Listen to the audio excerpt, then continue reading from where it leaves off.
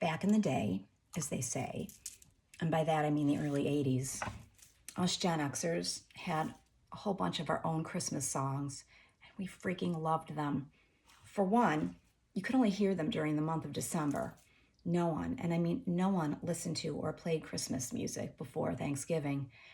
And you could only hear them if you had the album or the tape or you heard them on the radio. The good old days. Probably the number one Christmas song circa 1980 and 81 was none other than the Boss's version of Santa Claus is Coming to Town.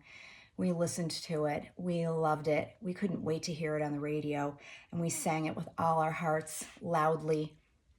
Another gem, and maybe we were more familiar with it because of our proximity to our beloved neighbors to the Great White North, would be Bob and Doug McKenzie and their version of the 12 Days of Christmas.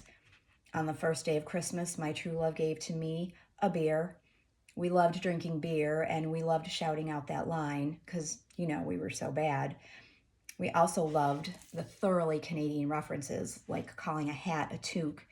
We thought all things Canadian were so very cool. The Kinks' Father Christmas was another one of our absolute favorites because, like Canada, we loved all things British. The Beatles effect, I'm sure. The Kinks were so fucking cool. They emerged from that British invasion, but they were dirtier than the Beatles, Lola and all. It was very exciting to scream out, "Father Christmas, give us some money. Don't mess around with those silly toys. We'll beat you up if you don't hand it over. We want your bread, so don't make us annoyed. Give all your toys to the little rich boys." Damn, that was so satisfying.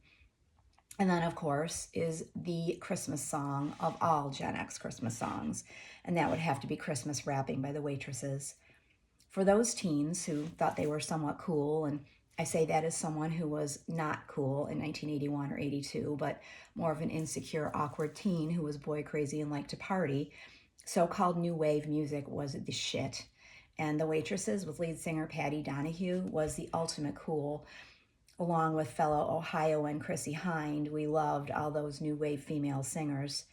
The title is a pun and an allusion to the emerging rap scene and Curtis Blow's 1979 song Christmas Wrapping.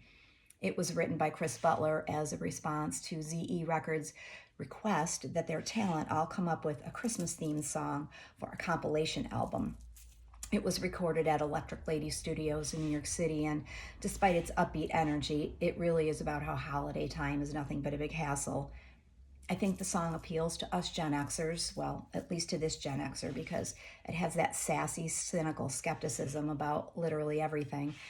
We looked at the world with distrust, and we eyed adults and anybody in positions of power very warily.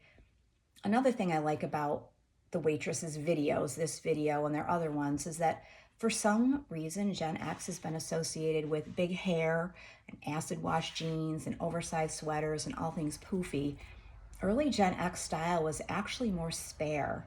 Lots of black and white and red, black tights, mini skirts, flats or penny loafers, a mix between the preppy handbook, Salvation Army finds, and new wave sensibilities. Listening to this song brings back many happy memories, and one of which is that I was lucky to see the Waitresses perform this song and another of my absolute favorites, I Know What Boys Like, at King Concert Hall on the Fredonia State campus when I was a junior in high school. What a fucking blast. I'd go back in a heartbeat. If you want to hop into a Gen X time machine, I recommend listening to these songs, and I hope Christmas magic brings your 2025 tale to a very happy ending.